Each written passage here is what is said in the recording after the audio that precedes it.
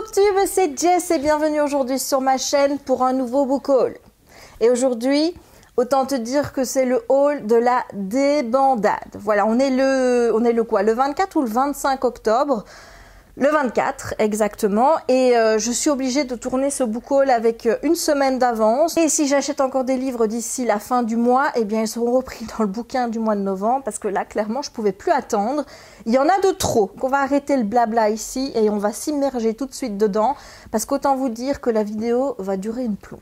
Je commence par mes achats au Veggie World, donc j'en ai 3. Il y a 2 livres de cuisine et une BD. Donc le premier c'est Aquafaba de Sébastien Cardinal et Laura Vegan Power. C'est publié aux éditions La Plage. Ce sont des recettes qui utilisent l'aquafaba. Donc l'aquafaba, c'est le jus de pois chiche que l'on monte en neige pour remplacer le blanc d'œuf en neige, forcément.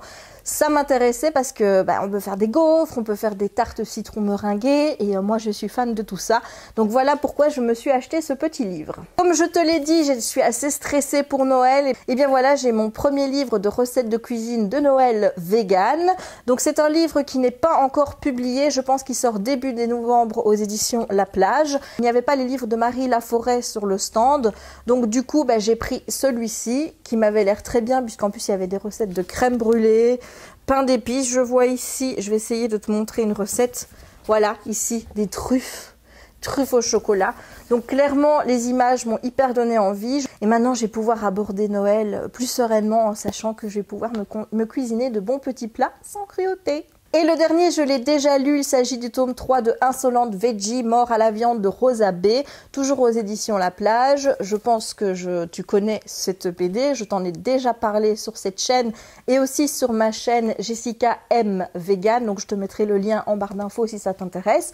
J'ai déjà lu ce tome 3, j'ai déjà tourné la vidéo, je ne sais pas si elle sera en ligne le jour où je posterai le book haul, mais en attendant, voilà, ça va arriver sur la chaîne. J'ai adoré ce 3e tome et je peux déjà te dire que c'est mon préféré des 3. Je passe maintenant au service presse puisque j'en ai reçu quelques-uns ce mois-ci. Tout d'abord, j'ai reçu Projet Cornelia tome 1 Affliction de Denis Labbé aux éditions SEMA. J'ai reçu ce livre directement des mains de l'éditeur et je le remercie. Merci Michael si tu passes par là. J'ai hâte de pouvoir me plonger dans ce récit parce que Denis Labbé, c'est un auteur que je connais mais que je n'ai encore jamais lu. Donc il me tarde et en plus, regardez, la couverture est super jolie. J'ai également accepté Mise à jour de Julien Capron, publié aux éditions Seuil, donc c'est un thriller. Donc celui-là, je vais essayer de le lire assez rapidement parce que le sujet me donne envie. Pour te dire quelques mots sur ce livre, on va suivre Léandre qui est une journaliste et qui va rencontrer une actrice qui est vraiment mal. Elle s'est vue refuser le droit à l'adoption parce que sa note est trop basse. Dans ce monde, il n'y a plus Facebook, il n'y a plus des sites comme TripAdvisor ou ce genre de choses. Tout est concentré sur une application qui s'appelle eVal. Et sur cette application, tout est noté, en ce compris les êtres humains. Et donc la question, ça va être de savoir pourquoi est-ce que cette actrice a obtenu une note si basse. Et en plus de ça, qui est le milliardaire qui se cache derrière l'application? C'est le frère de Léandre. Donc vous voyez un petit peu ce que ça peut donner. Je te l'avoue, c'est le côté réseaux sociaux qui m'a tout de suite donné envie de lire ce livre. En plus, regarde la couverture. Si c'est pas beau ça, voilà. Donc il me tarde vraiment et ce sera une de mes prochaines lectures. J'ai également reçu en SP, non sollicité cette fois, mais voilà, celui-là je pense que je vais le lire parce que j'ai reçu un mot de l'attaché presse qui disait « Coucou Jess, toi qui as eu une adolescence si fragile et difficile, j'aimerais vraiment que tu me donnes ton avis sur ce livre, je m'y suis beaucoup retrouvée. » Voilà, autant vous dire que rien que ce petit mot-là, ça m'a donné super envie de le lire. Donc il s'agit de Mémoire d'une jeune guenon dérangée de Maureen Wingrove, qui est donc la première série de Digly. Je suis pas forcément Digly, je la connais, mais je suis pas ce qu'elle fait. Donc c'est publié aux éditions Michel Lafon, j'ai oublié de vous le dire. Je ne sais pas de quoi ça parle, je ne vais pas lire le résumé parce que ce que m'a dit l'attaché presse a suffi pour éveiller ma curiosité et une fois que la période halloweenesque sera terminée, je compte évidemment me jeter sur ce roman. J'ai également reçu Le Pacte d'Emma de Nin Gorman. Est-ce que je dois vous présenter Nin Gorman ? Non, non, je crois que c'est pas utile. Donc c'est publié chez Albin Michel Jeunesse. Je vais pas non plus vous rappeler l'histoire parce que je pense que Nin s'en est très bien chargée pour vous. J'ai très envie de lire ce roman. Elle l'a tellement bien vendu, son roman, que je pouvais pas passer à côté. Et enfin, j'ai reçu 4 respects d'une maison d'édition belge qui s'appelle Lilis. D'ailleurs, j'ai oublié de te dire, le bouquin de Denis Labbé. ici, qui est publié aux éditions Sema, c'est aussi une maison d'édition belge.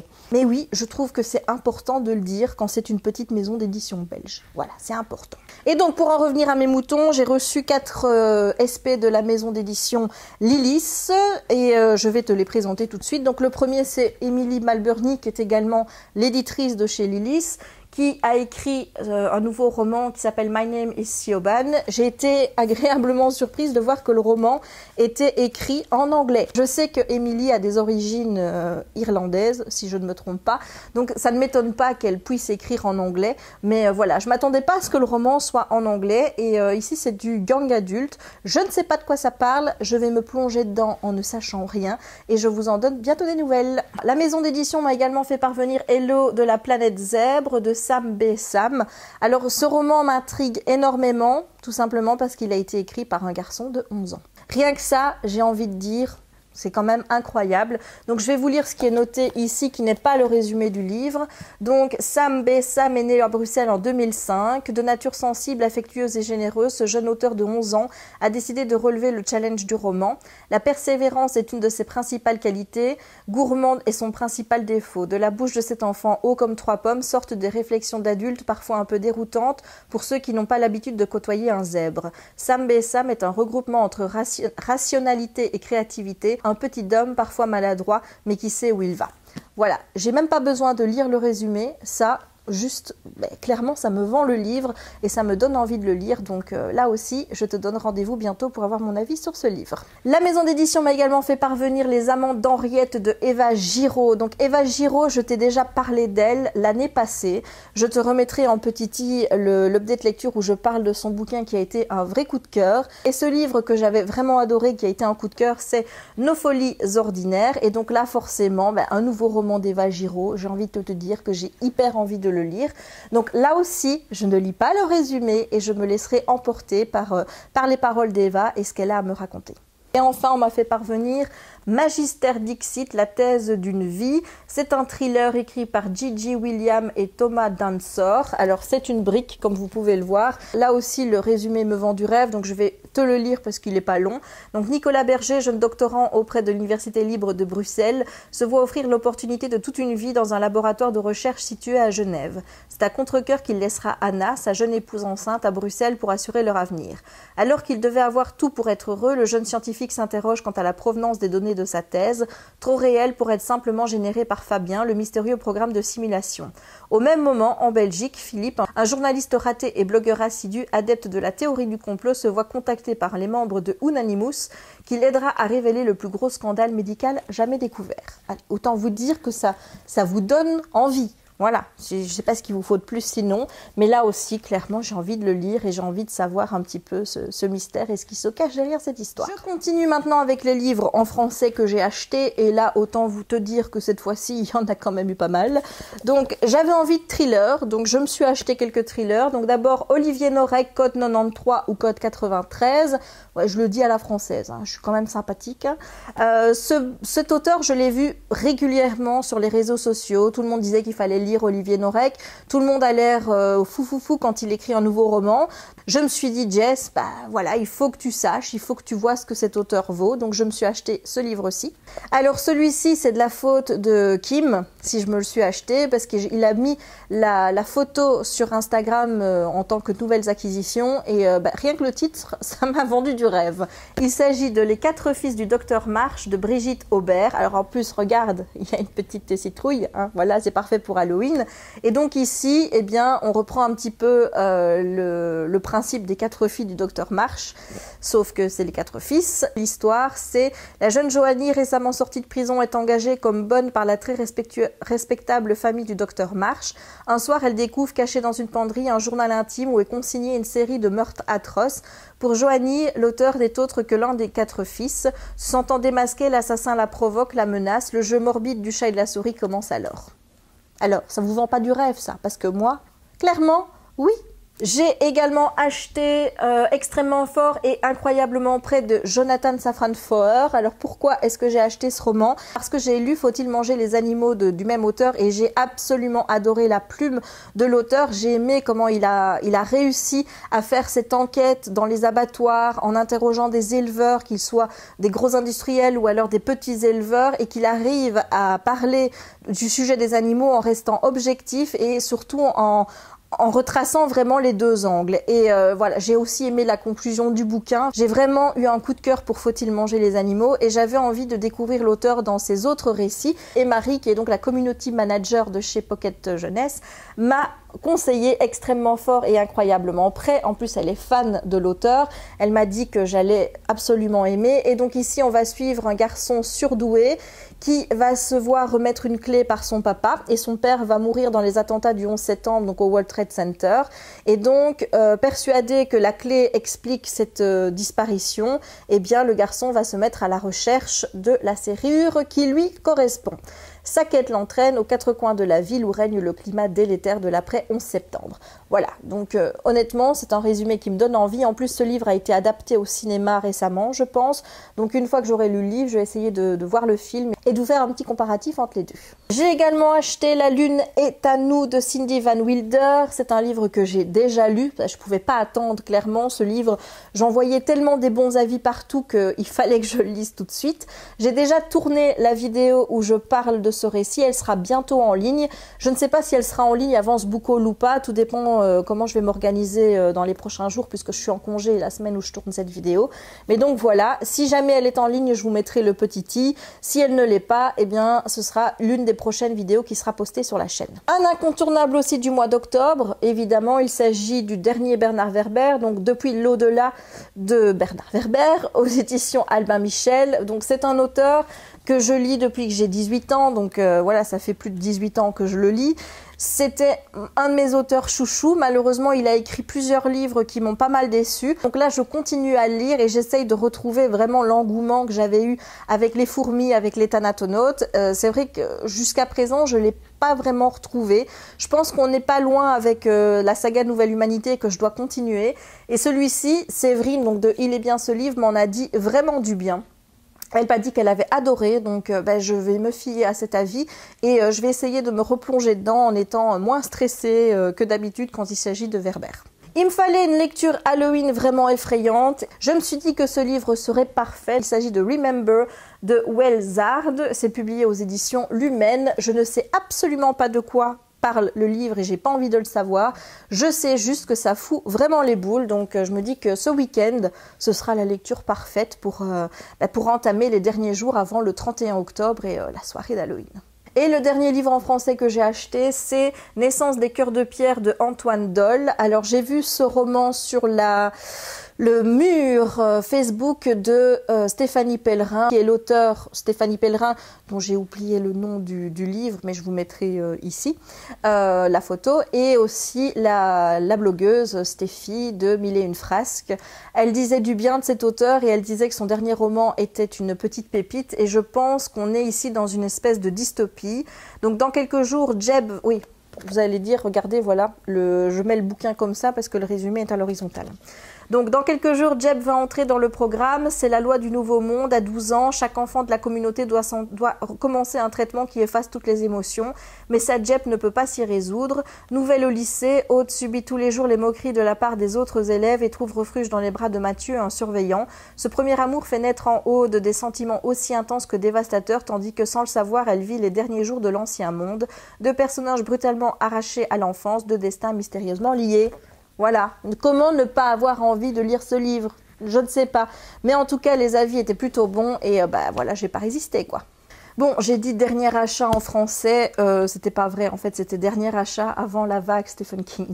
Voilà, parce que là, je te montre, hein, Tu vois que j'ai craqué mon slip. Oui, clairement, j'ai craqué mon slip. J'avais envie de Stephen King. Ben, j'ai eu du Stephen King, hein, voilà. Que veux-tu que je te dise? Donc, le premier Stephen King que j'ai acheté, il s'agit de Charlie. Donc, dans ce livre, on va suivre un homme et une femme qui font l'objet d'expériences scientifiques ultra secrètes du gouvernement sur les pouvoirs psychiques. Et tout avait été prévu, sauf que cet homme et cette femme auront plus tard une fille qui s'appelle Charlie. Elle a 8 ans, elle peut anéantir le monde, il suffit de le vouloir. Voilà, rien que ça, j'ai envie de vous dire, ça me donne envie. Ça, je pense que ça va être un excellent King. J'en ai vu des bons avis, donc j'ai vraiment hâte de lire Charlie. Bon, ben là, c'est la faute à qui tu sais. Si récemment tu as vu une vidéo sur Booktube qui parle de ce livre, tu sais qui est la coupable. Elle s'appelle Lemon June. Voilà, donc voici Marche ou crève, qui a donc été écrit par Richard Bachman, donc alias Stephen King. Donc autant dire que Lemon m'a donné hyper envie de lire ce bouquin. Et ben voilà, est-ce que j'ai d'autres arguments à devoir avancer? Non, hein, je crois que celui-là suffit. Hein. J'ai également acheté Carrie, donc là aussi je pense pas que c'est un livre qui ait besoin d'être présenté. J'ai également pris Running Man, qui avait été aussi publié sous le nom de Richard Bachman. Et donc ici, il est question d'une dictature aux États-Unis. La télévision, arme suprême du pouvoir, règne sans partage. Une chaîne unique diffuse une émission de jeu suivie par des millions de femmes. C'est la grande traque. Ben Richards, qui n'a plus rien à perdre, décide de s'engager dans la compétition mortelle. Pendant 30 jours, il devra fuir les redoutables chasseurs lancés sur sa piste et activement aidé par une population encouragée à la délation. Tous les moyens sont bons pour éliminer Ben Richards. Voilà, ça c'est encore un bouquin qui, je pense, va beaucoup me plaire. Évidemment, je pouvais pas passer à côté de Salem. Hein. Salem, pour moi, ça évoque les sorcières. Donc, je sais pas trop s'il sera question de sorcières ici. Je me suis pas trop attardée sur le résumé. J'ai juste hâte, mais comme tu peux le voir, c'est une brique, voilà. Et en parlant de briques, on en parle de celle-ci. Donc j'ai également pris 21/11/1963, voilà, c'est énorme. Et donc ici, il est question de l'assassinat de JFK. Je n'en sais pas plus, mais c'est un des Stephen King qui me donnait le plus envie, tout simplement parce que pour moi, je me dis que ça doit pas être trop horreur, ça doit plus être dans un côté thriller. Et quand j'ai vu la brique, ça m'a un petit peu refroidi, j'avoue. Et le dernier achat Stephen King-esque, en tout cas en français parce qu'il y en a aussi en anglais, c'est Mr. Mercedes. Je vais lire le résumé, hein, il n'est pas long. Donc Midwest 2009, dans l'aube glacée, des centaines de chômeurs en quête d'un job font la queue devant un salon de l'emploi. Soudain, une Mercedes fonce sur la foule, causant 8 morts et 15 blessés dans son sillage. Le chauffard, lui, a disparu dans la brume sans laisser de traces. Un an plus tard, Bill Hodge, flic à la retraite qui n'a pas su résoudre l'affaire, reste obsédé par ce massacre. Une lettre du tueur à la Mercedes va l'empêcher de sombrer dans la dépression qui le guette. Ça résonne un petit peu sur des événements un peu terroristes qui se passent pour le moment avec ces voitures lancées sur les trottoirs, etc. Je pense pas que ce soit le même contexte lié donc à la religion ou quoi que ce soit. Enfin, ça, je verrai bien. Mais en tout cas, ça me donne envie. On va bientôt arriver au bout, hein, je te le promets, on y arrive. Là, on passe à la partie VO maintenant. Je vais d'abord te présenter les paperbacks que j'ai acquis durant ce mois d'octobre. Donc, premièrement, oui, Marie-Lou, hein, je n'ai pas encore lu toutes ses sagas. Chaque fois, j'ai lu un tome de ses précédentes sagas, mais quand elle sort un nouveau livre, je l'achète. Normal, quoi. Donc ici, il s'agit de Warcross. Donc, ça me fait un petit peu penser à Ready Player One, puisqu'on va être aussi dans un environnement de jeux vidéo. Voilà, j'en sais pas plus. J'ai vu des bons avis, des avis un peu plus mitigés dessus, donc on verra bien ce que ça donne. Pour Halloween, je m'étais également pris Monstrous de Marcy Kate Connelly. Ici, il est question d'une ville qui souffre de la magie d'un d'un méchant sorcier. Il y a des petites filles dans le village donc, qui disparaissent. Personne n'est autorisé à aller dehors après la nuit. Et c'est pendant la nuit que Chimera sort dans la ville, avec un manteau qui va cacher ses ailes. Sa mission, c'est justement de sauver les jeunes filles, mais forcément, vu son allure et vu son physique, eh bien, elle préfère ne pas se montrer aux habitants du village pour ne pas les effrayer. Mais là, elle va rencontrer un jeune homme qui s'appelle Ren. Voilà, donc ça me donne envie. Je trouve la couverture plutôt jolie. Je ne pense pas que ce sera quelque chose de très très effrayant. Je pense qu'ici, on va être dans un registre qui est plutôt mignon plutôt qu'effrayant, donc à voir. J'ai également acheté The Creeping de Alexandra Sirowy. Donc ce livre a été traduit en français chez PKJ sous le titre Dans l'ombre de Stella. Je pense que c'est la même couverture. Il m'a également été recommandé par Marie de chez PKJ. Donc je fais vraiment confiance à Marie, comme tu peux le constater. Et donc elle m'a dit pour Halloween ça pourrait le faire. Du coup je me suis pas trop posé de questions. Je ne sais pas de quoi ça parle et je n'ai pas envie de le savoir. J'ai posté aujourd'hui sur ma chaîne le mardi 24 une vidéo BookTok où je te parle de la Maison des Morts de Sarah Pinborough. Et dans cette vidéo je te dis que j'ai envie de découvrir d'autres livres de Sarah Pinborough. Et bien voici 13 Minutes. Et ça parle d'une fille qui était morte pendant 13 minutes et elle veut savoir pourquoi. Voilà, donc je n'en sais pas plus. C'est Sarah Pinborough, c'est une auteure à qui je fais confiance parce que jusqu'à présent je n'ai pas été déçue par ce qu'elle a écrit, donc on verra bien ce que celui-ci donne. Et un livre qui me faisait envie depuis très longtemps, il s'agit de Team Frankenstein de Chandler Baker. Je pense que je t'ai présenté ce livre début d'année 2016 dans un mes sorties du mois où je te présentais les sorties VO qui me plaisaient pendant le mois de janvier.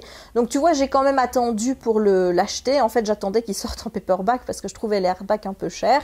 Ce livre me fait super envie. Il s'agit ici de revoir un petit peu les histoires horrifiques pour les mettre un peu à la sauce young adulte.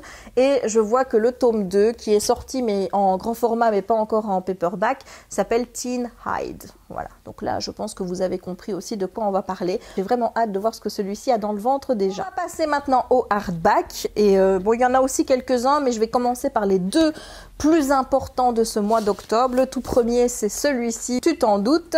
Donc il s'agit de Turtles All the Way Down de John Green. C'est le nouveau John Green et c'est un cadeau de mon chéri puisque mon chéri est allé à Londres le week-end qui vient de s'écouler. Et il me l'a rapporté comme cadeau et merci mon chéri, je t'aime très fort et merci d'avoir pensé à moi. Donc je ne sais pas de quoi il parle, je ne veux pas le savoir, c'est John Green, voilà, je pense que j'ai tout dit. Celui-ci, bon voilà, celui-ci c'était un essentiel, hein. Tu te doutais bien que j'allais l'acheter vu que j'ai acheté les deux premiers. Il s'agit de Harry Potter and the Prisoner of Azkaban, donc la version illustrée par Jim Kay. Je l'ai ici en anglais, je trouve la couverture vraiment très jolie. Je vais te montrer les petites illustrations à l'intérieur, même si je pense que tu les as déjà vues. Donc voilà, on a celle-ci. Je trouve aussi celle-ci particulièrement réussie. Voilà, et je vais pas en montrer plus hein, parce que le livre il pèse une tonne. Et franchement, j'ai déjà peur de voir le tome 4 arriver. Ouais, parce que tu as vu l'épaisseur du tome 4. Et après il faudra se taper le 5. Je sais pas s'ils vont les dédoubler ou pas, mais voilà, quand tu vois déjà l'épaisseur de celui-ci, le poids qu'il fait, ça fait peur pour les deux tomes à venir. Et j'ai aussi acheté le nouveau Stephen King écrit avec Owen King. Alors je sais pas si c'est son fils, un neveu ou quoi que ce soit. Ça s'appelle Sleeping Beauties et regarde-moi ça, c'est une brique. Voilà, je trouvais la couverture absolument magnifique. J'avais pas envie d'attendre la VF et je sais pas du tout si je vais avoir le temps de le lire vraiment très vite. Mais en tout cas, j'ai super envie de le découvrir et j'ai envie de découvrir l'auteur en anglais pour savoir si je vais continuer à lire Stephen King en français ou en anglais. On verra bien. En tout cas, j'espère que le niveau sera pas trop compliqué. Je suis en train de lire Feed de Mira Grant en anglais. J'ai dû me prendre l'e-book en français parce qu'il y avait des termes qui étaient tellement ciblés par rapport à l'univers que je n'y comprenais rien. Donc voilà, il y a parfois quand j'ai des doutes, je préfère aller vérifier la VF, même si je constate que plus j'avance, moins je vais y voir. Donc je suis contente. J'espère que ce ne sera pas le cas avec celui-ci et que le niveau sera vraiment accessible parce qu'il me tarde, même s'il va me falloir du temps et du temps pour le lire. Hein. T'as vu la brique? Ça fait combien de pages ça? Ouais, il y a plus de 700 pages quand même. Ah oui. Il en reste plus que 3. On arrive au bout. Je te présente maintenant The Dreadful Tale of Prosper Redding d'Alexandra Bracken. Donc ce livre, je l'ai vu partout sur les chaînes anglophones. Alexandra Bracken, je pense que j'ai chaque fois les premiers tomes de ce qu'elle a écrit, mais je ne les ai pas encore lus. Ici, on est dans un univers middle grade qui est vraiment parfait pour Halloween. Donc j'espère pouvoir le lire d'ici la semaine prochaine. Mais bon, quand tu vois tout ce que je dois encore lire d'ici la semaine prochaine...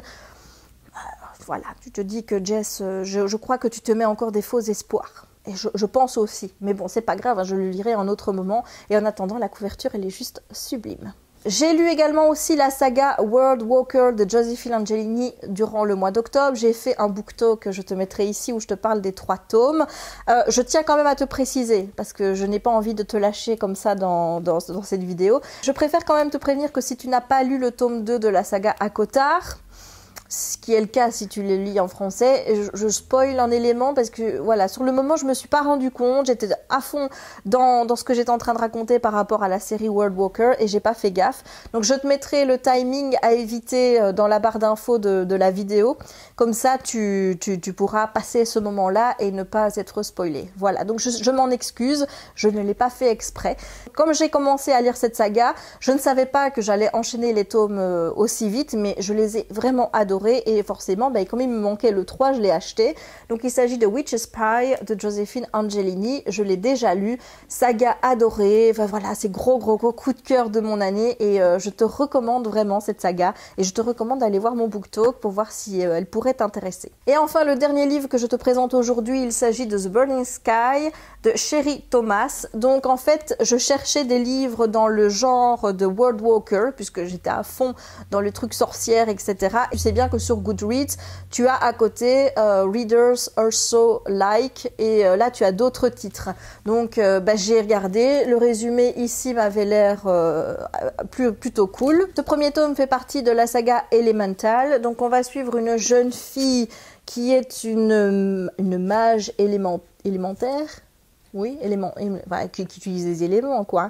Il est prévu qu'elle tue le mage le plus puissant, qui est évidemment un tyran, qui s'appelle Bane, et elle va être aidée par le prince Titus, qui malheureusement va tomber amoureux d'elle et qui va devoir apparemment choisir entre sa mission ou alors sa vie à elle. Donc le résumé me vend du rêve, me donne envie, je trouve la couverture absolument magnifique et il me tarde de le lire. Voilà, on en a terminé avec ce book haul. Mon Dieu, j'ai cru que je n'en finirais jamais. Je suis vraiment désolée pour la longueur de cette vidéo. J'essayerai vraiment à l'avenir de faire attention, quitte à couper le book haul en deux, donc le faire après 15 jours quand je vois que c'est trop important. T'imagines pas, quoi, si j'achète encore des livres d'ici une semaine, tu vois un peu l'ampleur de la catastrophe. Enfin, bref. Enfin voilà, c'était la débandade là au mois d'octobre. Je vais quand même essayer d'être plus raisonnable en novembre, car mine de rien, les fêtes de fin d'année arrivent et avec Noël, je sais qu'il y aura encore des livres au programme, donc il faudra clairement que je me calme un petit peu au niveau des achats.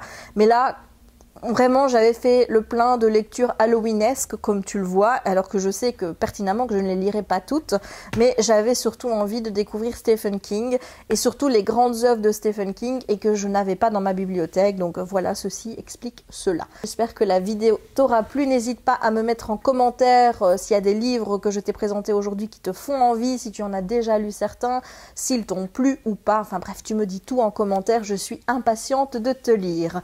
Il ne me reste plus qu'à te souhaiter une bonne journée, une bonne soirée suivant le moment où tu regarderas cette vidéo et à te dire à très bientôt. Ciao!